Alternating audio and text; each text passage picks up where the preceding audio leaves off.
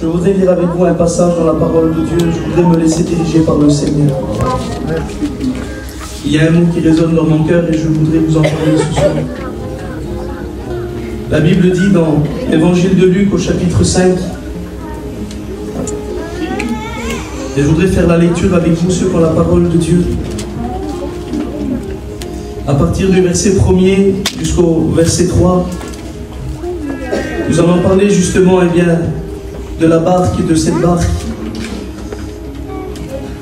La Bible dit comme ça.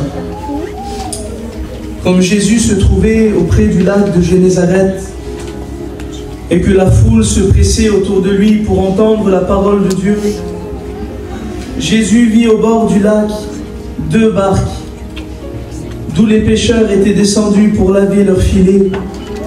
Et il monta dans l'une de ces barques, qui était à Simon, et le pria de s'éloigner un peu de terre.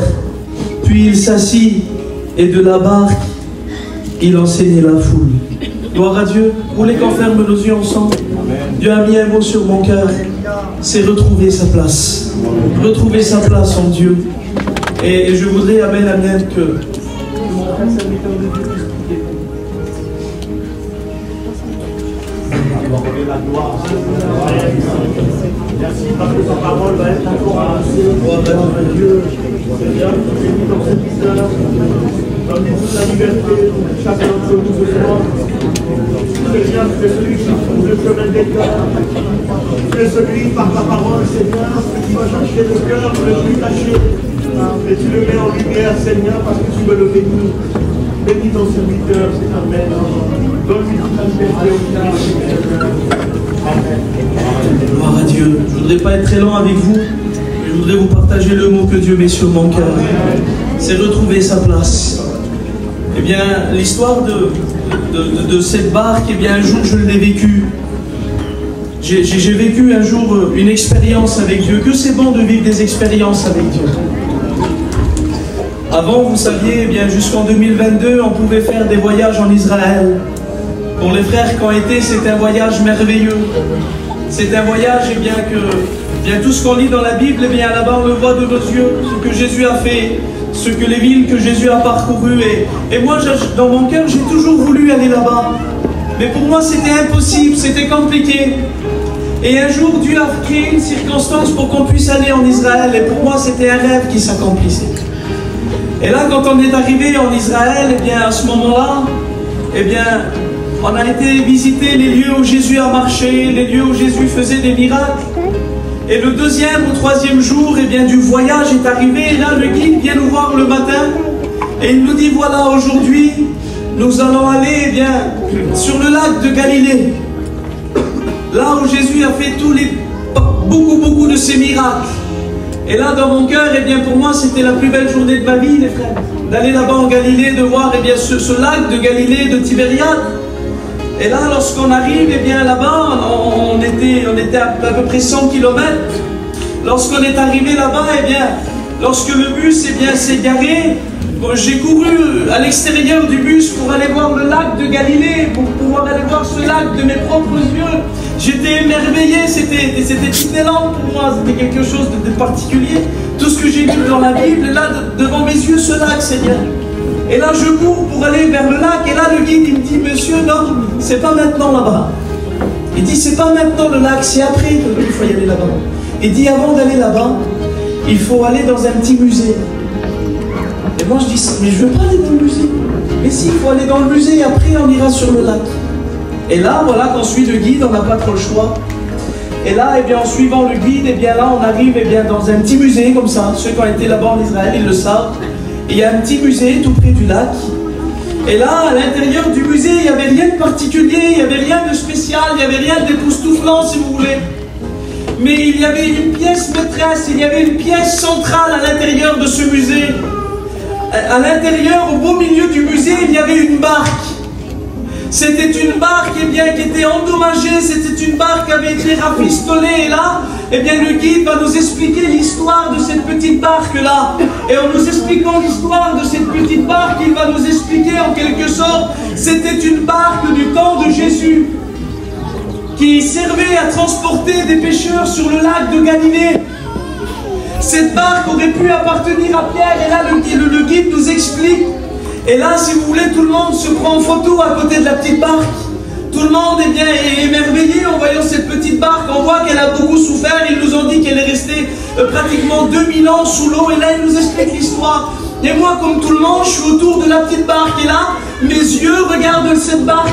Comme tout le monde. Et là, dans mon cœur, il y a une voix qui retentit très fortement. Et c'est la voix de Dieu. Amen. Est-ce que vous croyez que Dieu parle? Et là, dans mon cœur, Dieu m'a parlé ce jour-là. Vous savez, je ne suis pas un prophète, je ne suis pas quelqu'un de particulier. Mais ce jour-là, si Dieu m'a parlé une fois dans ma vie, ce jour-là, Dieu m'a parlé. Et là, dans mon cœur, la voix qui retentissait en voyant la barque, Dieu m'a parlé, il m'a dit ça dans mon cœur. C'est pas sa place. Et là, je ne comprends pas, je me retourne, les frères. C'est qui m'a parlé? Mais il n'y a personne. Et là, je regarde encore une deuxième fois la barque, et là, dans mon cœur, ça retentit, et ça me dit, c'est pas sa place. Alors, je ne comprends plus rien. Voilà qu'on sort du musée, on va sur le lac de Galilée, et là, si vous voulez, on est béni toute la journée. Dieu nous parle, Dieu nous visite, on est béni, on est rempli, et voilà que le soir arrive, à peu près 10 h le soir, et là, on est dans le bus, direction Jérusalem, pour rentrer à l'hôtel.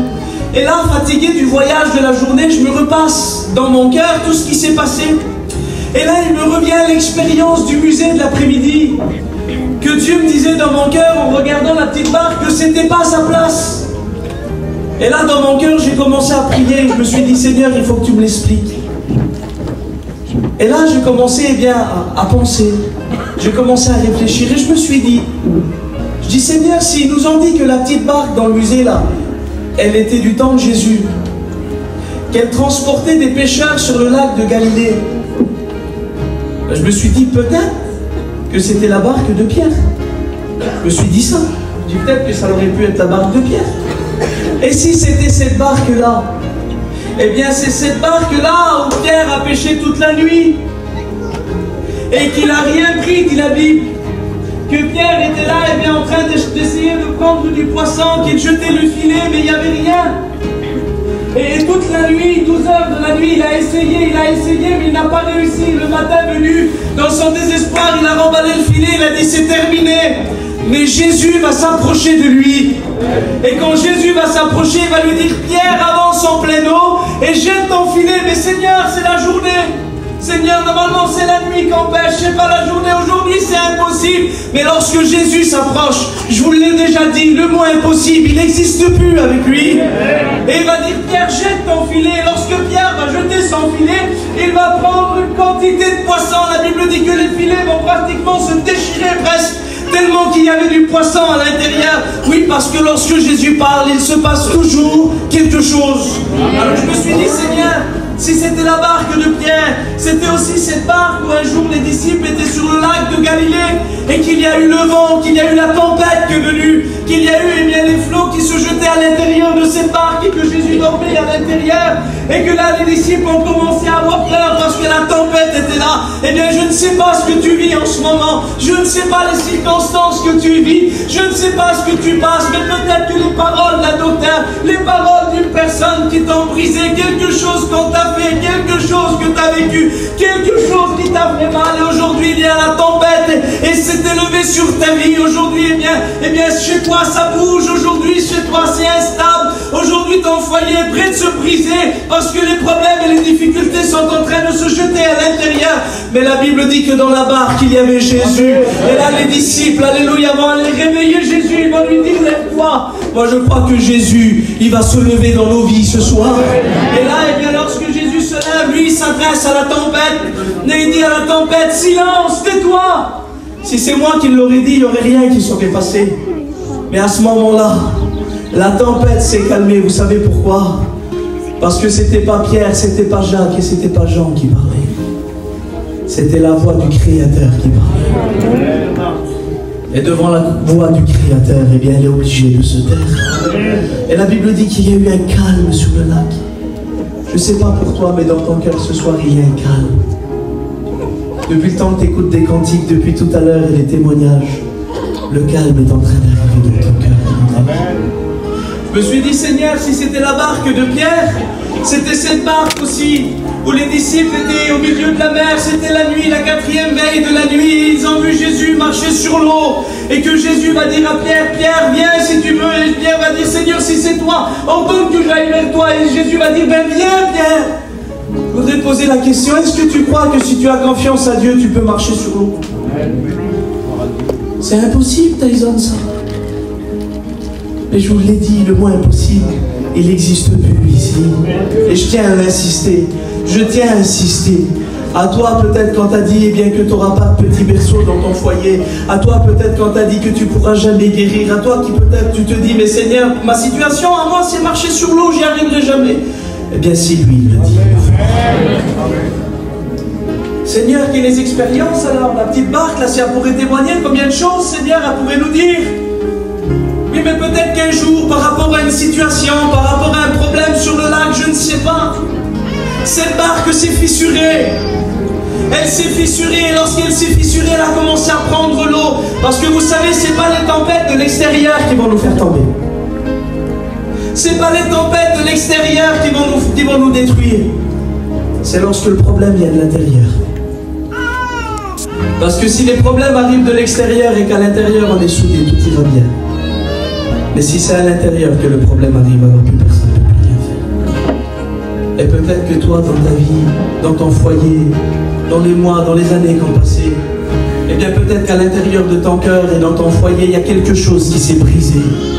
Il y a quelque chose qui s'est brisé, il y a quelque chose qui s'est passé, il y a eu quelque chose, et bien où tout a basculé. Oh, souviens-toi ces jours où tu étais heureux, souviens-toi ces jours où tu étais heureuse, souviens-toi ces jours où tout était beau pour toi, souviens-toi ces jours, et bien dans ta vie, dans ton foyer, il semblerait, et bien que tout allait bien. Souviens-toi à toi qui un jour, et bien tu t'es baptisé, et tu t'es dit je vais suivre Dieu. Souviens-toi à toi un jour que tu es venu dans une réunion, et tu es dit c'est bon, je vais donner mon cœur à Dieu. Souviens-toi à toi qui as dit mon foyer, ça sera le plus beau, mes enfants, ça sera le plus beau. Ah, je vais avoir une vie terrible. Souviens-toi à toi qui avait fait des promesses à Dieu, qui te réveillait le matin et qui te disait Seigneur, aujourd'hui tu vas me bénir, aujourd'hui tu vas me parler. Et tu voyais la main de Dieu agir partout où tu allais. Oh, souviens-toi les jours où tu étais béni, souviens-toi les jours où Dieu te parlait, souviens-toi les jours où tout allait bien, souviens-toi les jours où bien dans ton foyer, dans ta vie, tout allait bien, jusqu'au jour où ce cantique qui dit brusquement, sans prévenir, l'orage fut dans ma vie. Parce que vous savez, eh bien,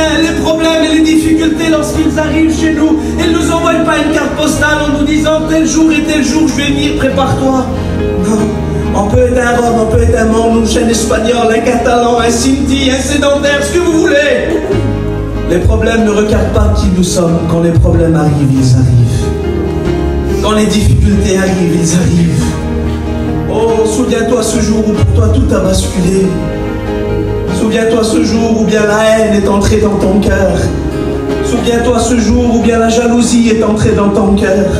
Souviens-toi ce jour où bien dans ton foyer ça a commencé à être instable. Souviens-toi ce jour où tu t'es dit je pardonnerai plus, c'est terminé. Souviens-toi ce jour où tu t'es dit dans ton cœur mon foyer s'en sortira jamais, mes enfants s'en sortiront jamais. Souviens-toi ce jour où ton cœur s'est brisé, où ton cœur s'est meurtri, où ta petite barque a commencé à prendre l'eau. Et cette petite barque va prendre l'eau et comme elle va prendre l'eau, elle va s'enfoncer de plus en plus vers le bas, de plus en plus vers le bas. Et cette petite barque va se retrouver au fond du lac de Galilée, oh là où plus personne la voyait, dans les ténèbres les plus profonds au fond d'un lac. Et là elle va rester pratiquement 2000 ans au fond du lac. Oh, et peut-être que toi tout doucement, par rapport aux problèmes, aux difficultés de la vie, tu as commencé à sombrer. Tout doucement tu as commencé à sombrer. Oh, de plus en plus dans l'angoisse,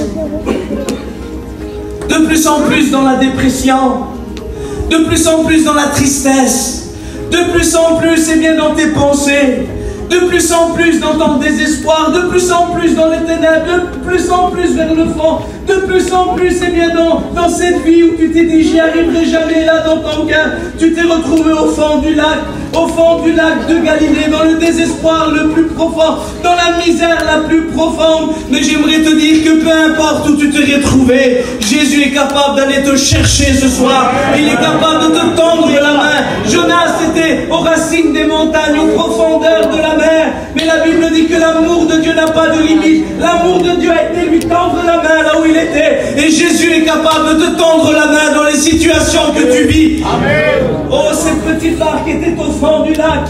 Et là, un jour, des pêcheurs qui naviguaient sur le lac ont vu quelques morceaux de bois par-ci par-là qui étaient là dans le lac de Galilée. Ils s'y sont intéressés. Quand ils sont intéressés, ils ont vu que le petit morceau de bois qui était là, que l'autre petit morceau de bois qui était là, que l'autre petit morceau de bois qui était là, c'était une barque.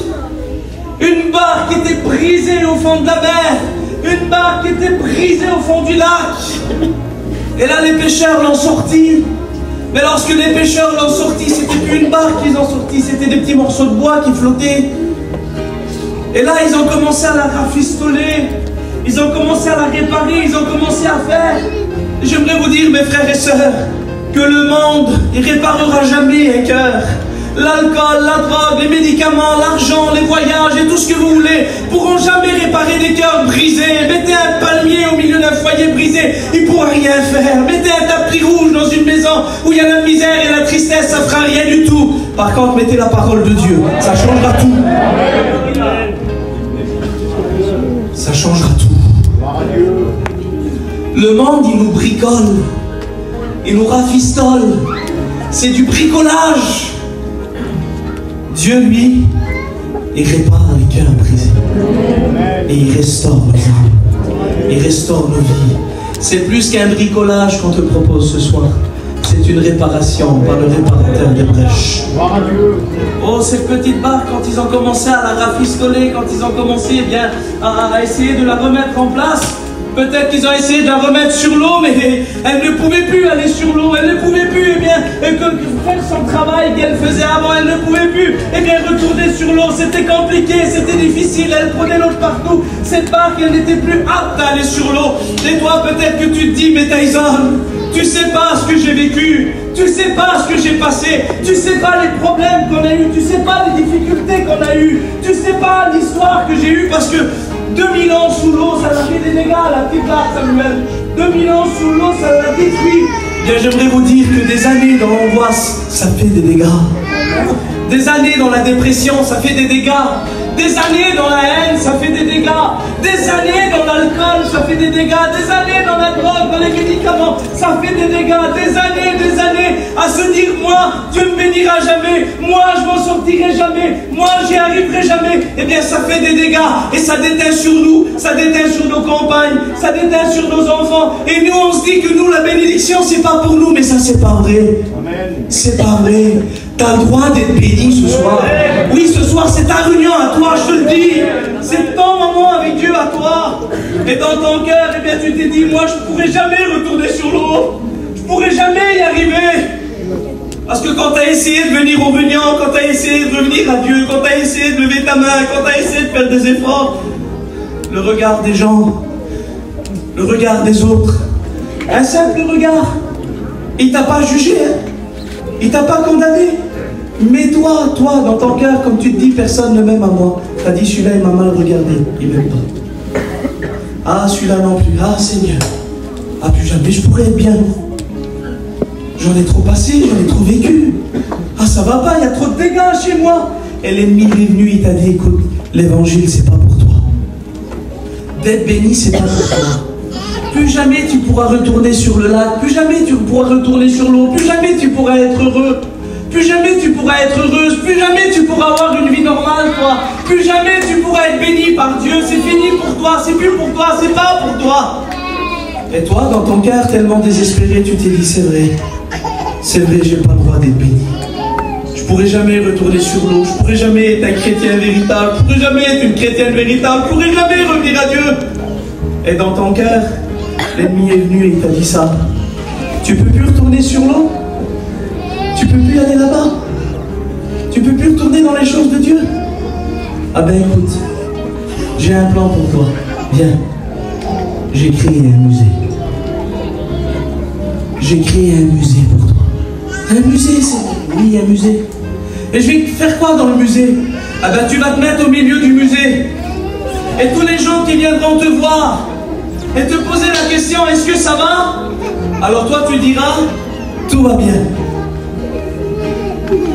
Alors là, toi tu t'es mis dans le musée de l'apparence.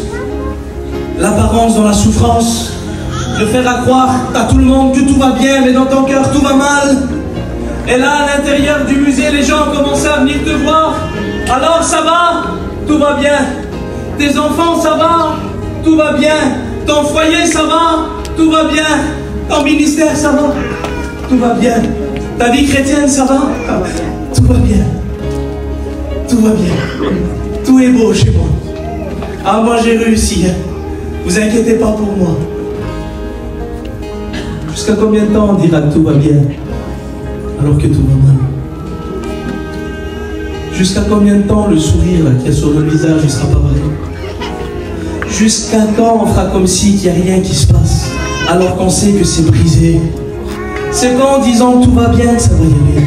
C'est en criant à Dieu que ça va y aller. Et la petite barque là, elle est dans le musée. Et lorsqu'elle est dans le musée, eh bien elle n'est plus à sa place. Elle n'est pas à sa place parce que la place d'une barque, c'est pas dans un musée. La place d'une barque, c'est d'être sur l'eau. Eh bien ta place à toi, c'est pas d'être dans le monde. Ta place à toi, c'est d'être dans les choses de Dieu. Ta place à toi, c'est pas d'être dans un musée, de souffrir et de pleurer. Ta place à toi, c'est d'être sur le lac de Galilée, de voir la main de Dieu. Ta place à toi, c'est de chanter à la chorale. Ta place à toi, c'est de donner témoignage. Ta place à toi, c'est d'être un appelé au ministère, c'est d'aller à chien. Ta place à toi, c'est d'être un chrétien fidèle, un homme de Dieu, une femme de Dieu. C'est ça ta place. C'est pas d'être dans un musée. Ta place, c'est d'être sur le lac de Galilée.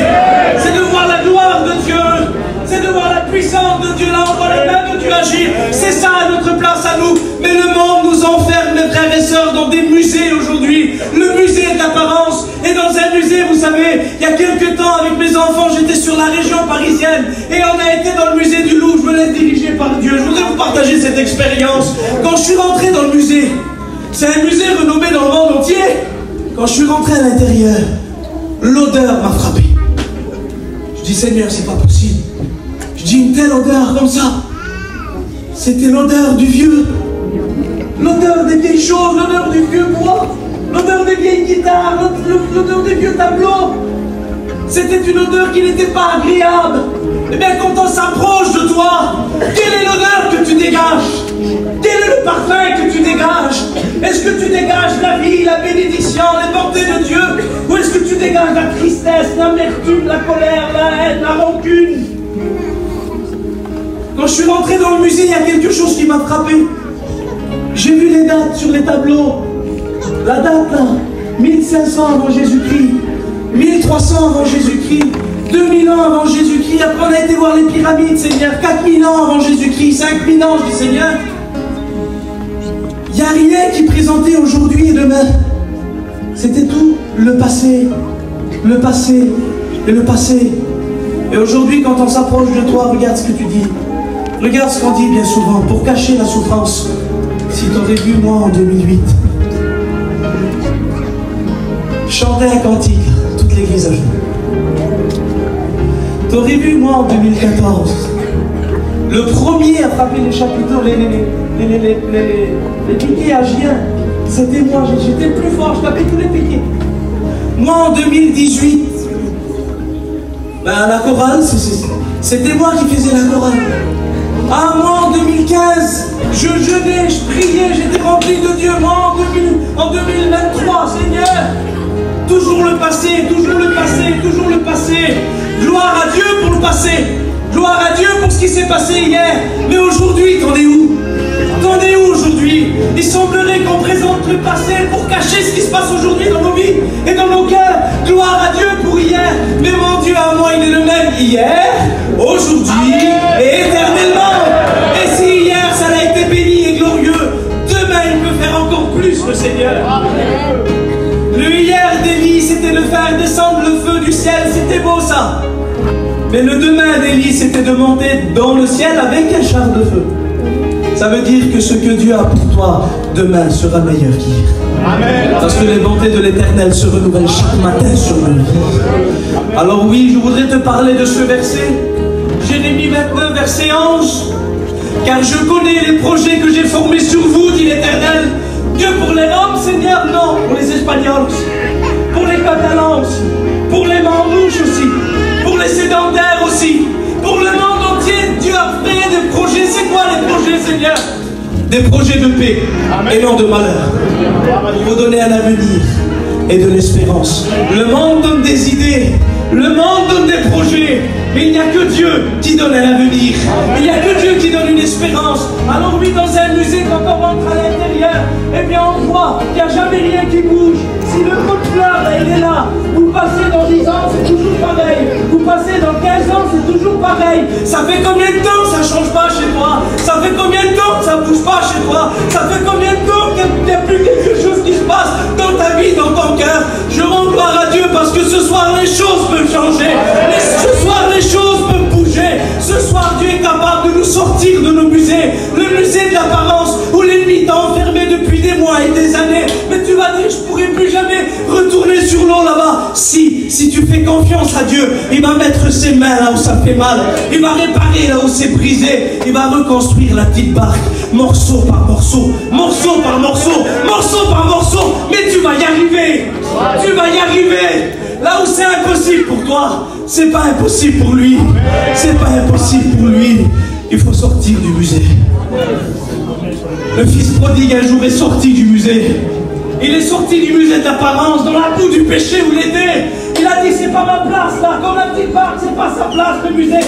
Il a dit, je vais me lever, je vais sortir du musée de l'apparence. Je vais m'en sortir du musée de la boue là. Je vais sortir eh bien, du péché. Je vais sortir de ma misère. Je vais sortir de mon angoisse. Je vais sortir de ce que le monde m'a enfermé. Je vais sortir de la solitude. Je vais sortir des ténèbres. Je vais sortir des médicaments. Je vais sortir de la drogue. Je vais sortir de l'alcool. Je vais sortir eh bien, des passions dans ma vie. Je vais sortir du péché. Je vais sortir eh bien, de les ténèbres. Il faut que je m'en sorte. Il faut que tu t'en sortes. Il faut que tu t'en sortes. Je te le dis, il faut que tu t'en sortes ce soir. Il faut que tu t'en sortes ce soir. Oh, si tu veux rester dans le musée, si tu veux rester dans le musée, le diable va détruire. Mais si tu veux t'en sortir, Dieu va faire quelque chose. Est-ce que tu voudrais t'en sortir? Est-ce que tu voudrais le faire? Tu lèves ta main avec moi.